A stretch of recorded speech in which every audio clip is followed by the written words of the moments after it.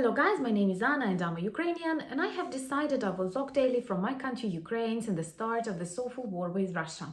And in my daily videos I try to update you on the important real-life situations in my country Ukraine, and of course I'm always glad to answer your questions and to clarify some facts from our history, culture, background, or whatever interests you. And today I want to speak about one very pleasant for Ukrainian heart and ears thing about Putin's reaction to Ukrainian counteroffensive operation success, and in general the change in attitudes to war of Russia in Ukraine inside gloomy Russian society. Well, we can honestly say that taking back the territories of Kharkiv region previously occupied was a very important and a very serious operation that finished successfully for the Ukrainian armed forces and the people of Ukraine. And this is a very huge failure of the Russian army of orcs. The very big event that was really difficult to hide from the society, to hide from the Russian politicians, and even Russian propaganda failed in the explanation. What was that? Was it a planned escape of Russian soldiers or a humanitarian action? Because traditionally when they lose, they invent that it is not because of the strength of the Ukrainian armed forces or, for example, the effectiveness of HIMARS, but because they decided, they wanted, or they planned to escape. Of course, for a smart person, for an adequate person, it all looks pretty obvious, but until now they managed to somehow explain these failures inside Ukraine for Russian society and the parliament, for example. But after they lost all the Kharkiv region, after so many cities and towns and villages returned back to Ukraine, and when this counteroffensive operation of Ukrainian armed forces continues effectively, it becomes impossible for them to manipulate public opinion in Russia, and they start discussing that. So right now, one of the most important things for Russian propaganda machine is to clean Putin's image and to try to explain that these losses, these failures are the results of mistakes of some military peoples, his advisors, but of course not the greatest leader of all times, Vladimir Putin. It is difficult because everybody understands that Putin actually is the only leader in Russia. So if he is the only leader, then the failures and losses are also his. Not just success and prosperity of the Orkland. So it's pretty difficult, and they are working on various versions, and of course there will be lots of guilty generals, lots of other people who are guilty in this failures of Russian army inside Ukraine. But I think this is also the moment when Parliament of Russia, Duma, starts to realize what will they do when there will be more and more of such losses. And there were a huge number of ideas, starting from finally saying it's not a special operation, special military operation in Ukraine, and that because special military operation can be finished at any moment, and in the case of war, it has to be won. And it seems to me that the leader of the Communist Party, because the Communist Party is still present in Duma, gave an idea that this should be now called war, and all the strengths of Russia must be directed on this war. Also, they have started talking about general mobilization of Russian people, and there is a new law that simplifies the rules of mobilization.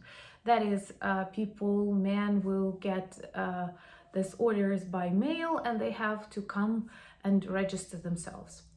Of course, this can lead to panic in Russian society, as once again they see the number of corpses traveling back to Russia from Ukrainian battlefields. They also perhaps realize that something went totally wrong in the Putin's plan of Blitzkrieg, and I also think that the morale of Russian soldiers is low. They don't have opportunities to loot now, they have opportunities to die here now. So general mobilization will not solve the situation even if they announce it, because they don't have enough, like they have a big army, but it is all very busy right now, and they don't have enough resources to train the soldiers, to provide soldiers with the weapons they need, because even the allies of Russia, these are not strong countries with huge military productions. These are mainly countries under sanctions, countries with dictatorship regimes, countries that are traditionally poor. And for example, right now, Ukrainians have already fixed the usage of Iranian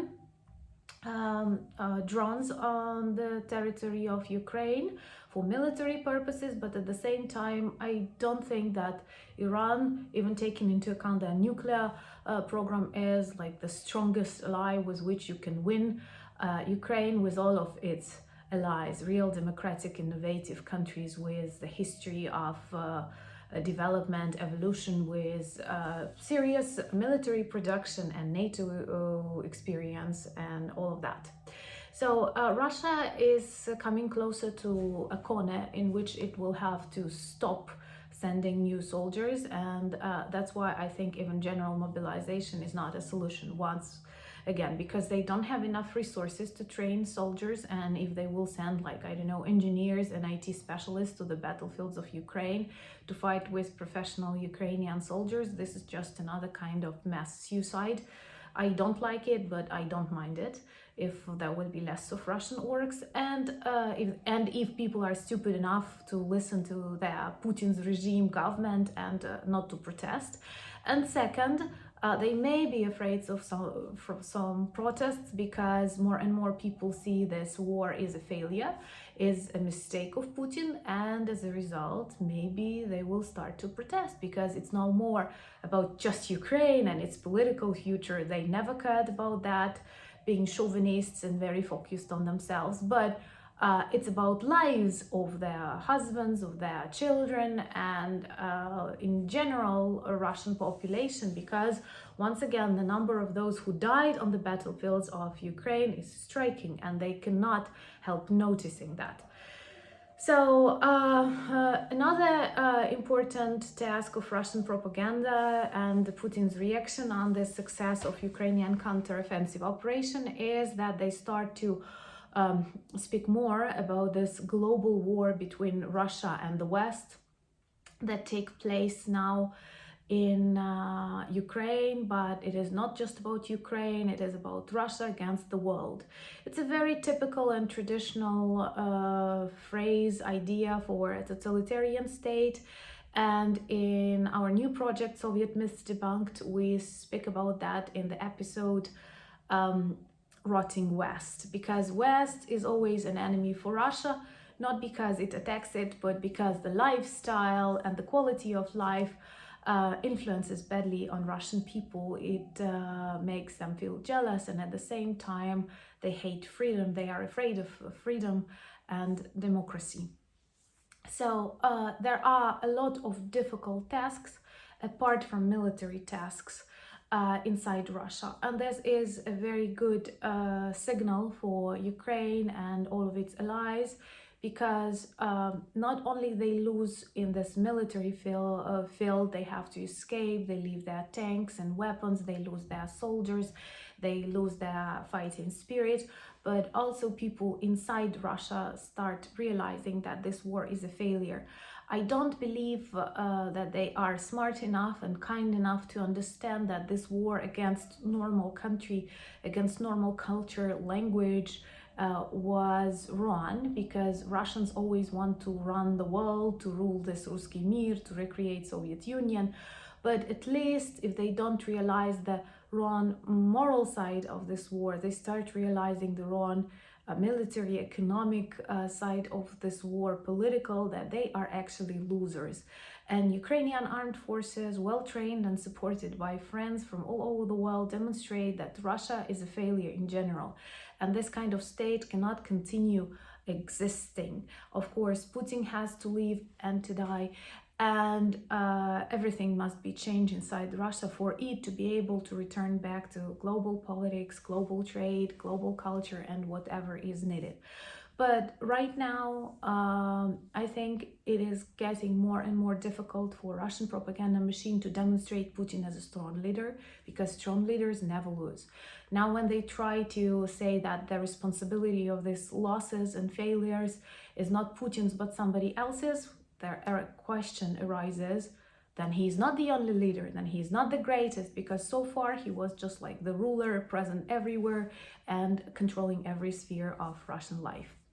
So I hope there will be more Ukrainian victories and more problems for the Russian propaganda machine. And so far, it is just a pure pleasure to observe how they try to persuade that everything goes according to the plan.